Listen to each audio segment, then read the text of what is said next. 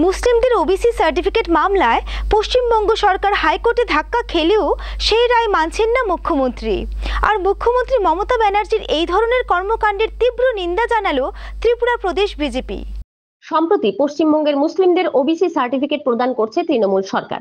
আর এই সার্টিফিকেট প্রদান নিয়ে পশ্চিমবঙ্গের উচ্চ আদালতে জনস্বার্থ মামলা দায়ের করা হয়েছিল। শেষ পর্যন্ত এই মামলায় উচ্চ আদালত সরকারের বিপক্ষে রায় দেন এবং সেই সার্টিফিকেটগুলি বাতিল করার নির্দেশ দেয় পশ্চিমবঙ্গের উচ্চ আদালত। কিন্তু সেই রায় মানছেন না পশ্চিমবঙ্গের মুখ্যমন্ত্রী। বৃহস্পতিবার এই অভিযোগ তুলে পশ্চিমবঙ্গের মুখ্যমন্ত্রী মমতা ব্যানার্জির তীব্র নিন্দা জানায় ত্রিপুরা প্রদেশ বিজেপি। এদিনের সাংবাদিক সম্মেলনে উপস্থিত ছিলেন ত্রিপুরা ওবিসি মোর্চার প্রাক্তন সভাপতি সমীর ঘোষ সহ অন্যান্যরা।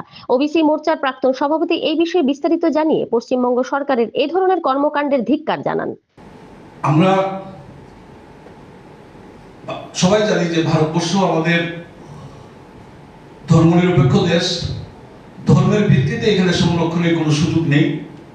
অথচ পশ্চিমবঙ্গ সরকার, তৃণমূল সরকার অত্যন্ত নির্লজ্জভাবে মুসলিমদেরকে ধর্মের ভিত্তিতে ওবিসিদের অধিকারকে খর্ব করে, প্রকৃত ওবিসিদের অধিকারকে খর্ব করে একটা বিশেষ সম্প্রদায়ের গোষ্ঠীকে তুষ্টিকরণের জন্য ওদেরকে সংরক্ষণের আওতায় এনেছেন। এটা কতটুকু ভয়ঙ্কর, যেখানে বাংলাদেশ থেকে অনুপ্রবেশকারী যারা আসছেন তাদেরকে সংরক্ষণ দেওয়া আমাদের দেশের আভ্যন্তরীণ নিরাপত্তার ক্ষেত্রেও অত্যন্ত ভয়ঙ্কর একটি বিষয়। আপনাদের মাধ্যমে আমরা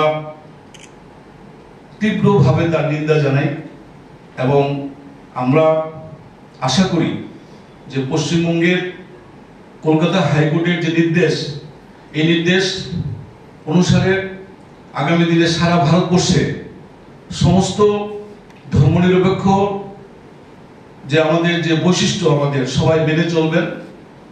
আপনারাও জানেন যে মমতা ব্যানার্জি পশ্চিমবঙ্গের মাননীয় মুখ্যমন্ত্রী বলছেন হাইকোর্টের এই নির্দেশ উনি মানবেন না।